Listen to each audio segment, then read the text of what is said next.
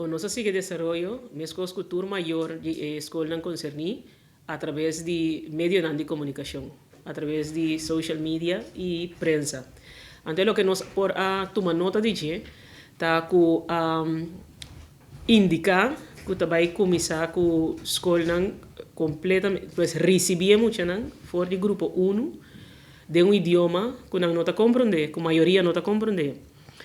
Então, esse aí, contrari na toda investigação científica, que for de ano 1953 para exato, UNESCO, como organização internacional, a publicar rapport basado em estudo científico de importância do idioma materno como idioma de instrução e seguro ora que recebi muito de enseñanza. Nós estamos papiando ora não começar a escola, que está 4, 5 anos, vai arriba.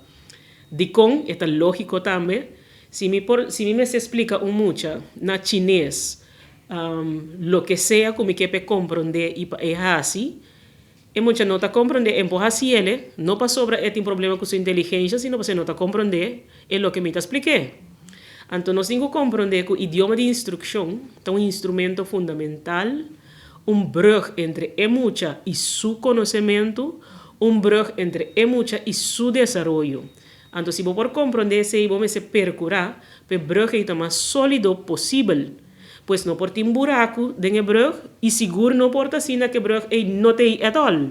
Senão, mucha nota chega no conhecimento e o desenvolvimento que mestre e merece. Kiko ting den tur skol, e mes cosco abo e ami a biba.